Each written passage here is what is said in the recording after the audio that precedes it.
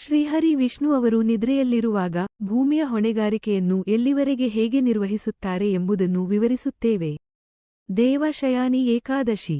ದೇವಶಯಾನಿ ಏಕಾದಶಿಯು ಶ್ರಾವಣ ಶುದ್ಧ ಏಕಾದಶಿ ದಿನದಲ್ಲಿ ಆಚರಿಸಲಾಗುತ್ತದೆ. ಈ ದಿನ ಶ್ರೀಹರಿ ವಿಷ್ಣು ಅವರು ತಮ್ಮ ಶಯನ ವಾಸ್ತವವನ್ನು ಆರಂಭಿಸುತ್ತಾರೆ ಮತ್ತು ಸಕಲ ಜಗತ್ತಿಗೆ ನಿದ್ರೆಗೆ ಹೋಗುತ್ತಾರೆ. ಈ ಸಮಯದಲ್ಲಿ ಭೂಮಿಯ ಹೊಣೆಗಾರಿಕೆಯನ್ನು ಇತರ ದೇವತೆಗಳು ಮತ್ತು ಶಕ್ತಿಗಳು ತೆಗೆದುಕೊಳ್ಳುತ್ತವೆ.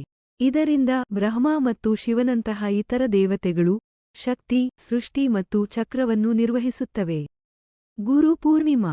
ಆಗಸ್ಟ್ ಅಥವಾ ಜುಲೈ ತಿಂಗಳಲ್ಲಿ ಗುರು ಪೂರ್ಣಿಮಾ ಆಚರಿಸಲಾಗುತ್ತದೆ.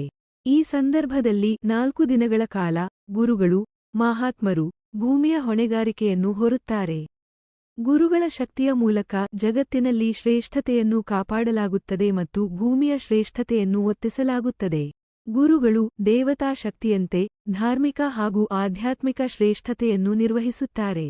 ಶ್ರಾವಣ ಮಾಸ. ಶ್ರಾವಣ ಮಾಸವು ಹಿಂದೂ ಕ್ಯಾಲೆಂಡರ್ ಪ್ರಕಾರ ಒಂದೇ ತಿಂಗಳ ಕಾಲ ನಡೆಯುತ್ತದೆ. ಈ ಅವಧಿಯಲ್ಲಿ ಶಿವದೇವರು ಭೂಮಿಯ ಹೊಣೆಗಾರಿಕೆಯನ್ನು ಹೊರುತ್ತಾರೆ. ಈ ಮಾಸದಲ್ಲಿ ಶಿವನ ತಪಸ್ಸು, ಧ್ಯಾನ ಮತ್ತು ಸ್ತೋತ್ರಗಳು ಭೂಮಿಯ ನೆಲೆಯ ಸಮತೋಲನವನ್ನು ಕಾಪಾಡುತ್ತವೆ. ಭದ್ರುಪದ. ಭದ್ರುಪದ ಮಾಸವು ಶ್ರಾವಣ ಮಾಸದ ನಂತರ 19 ದಿನಗಳ ಕಾಲ ನಡೆಯುತ್ತದೆ. ಈ ಸಮಯದಲ್ಲಿ ಶ್ರೀಕೃಷ್ಣ ಅವರು ಭೂಮಿಯ ಹೊಣೆಗಾರಿಕೆಯನ್ನು ತೆಗೆದುಕೊಳ್ಳುತ್ತಾರೆ.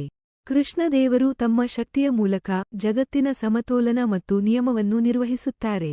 ಈ ಸಮಯದಲ್ಲಿ ಕೃಷ್ಣನ ಪರಿಕಲ್ಪನೆಯು ಜಗತ್ತಿಗೆ ಶ್ರೇಷ್ಠತೆಯನ್ನು ನೀಡುತ್ತದೆ. ಗಣೇಶ್ ಚತುರ್ಥಿ. ಗಣೇಶ ಚತುರ್ಥಿಯು 10 ದಿನಗಳ ಕಾಲ ಆಚರಿಸಲಾಗುತ್ತದೆ. ಈ ದಿನಗಳಲ್ಲಿ ಗಣಪತಿ ದೇವರು ಭೂಮಿಯ ಹೊಣೆಗಾರಿಕೆಯನ್ನು ಹೊರುತ್ತಾರೆ.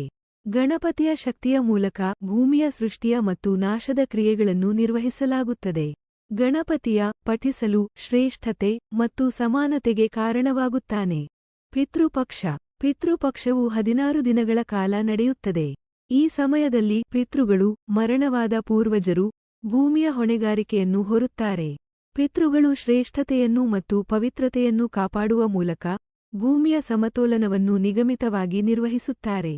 ನವರಾತ್ರಿ. ನವರಾತ್ರಿ 10 ದಿನಗಳ ಕಾಲ ನಡೆಯುತ್ತದೆ. ಈ ಸಮಯದಲ್ಲಿ ದೇವಿಯರು ಭೂಮಿಯ ಹೊಣೆಗಾರಿಕೆಯನ್ನು ಹೊರುತ್ತಾರೆ. ನವರಾತ್ರಿ ಶಕ್ತಿ, ಶ್ರೇಷ್ಠತೆ ಮತ್ತು ಭಕ್ತಿಯ ಸಂಕೇತವಾಗಿ ದೇವಿ ಶಕ್ತಿಯು ಭೂಮಿಯ ಸ್ಥಿತಿಗತಿಯ ನಿರ್ವಹಣೆಯನ್ನು ಮಾಡುತ್ತಾರೆ. ದೀಪಾವಳಿ. ದೀಪಾವಳಿ ಮಹೋತ್ಸವವು 20 ದಿನಗಳ ಕಾಲ ನಡೆಯುತ್ತದೆ. ಮೊದಲ 10 ದಿನಗಳ ಕಾಲ ಮಹಾಲಕ್ಷ್ಮೀ ದೇವಿ ಭೂಮಿಯ ಹೊಣೆಗಾರಿಕೆಯನ್ನು ಹೊರುತ್ತಾರೆ.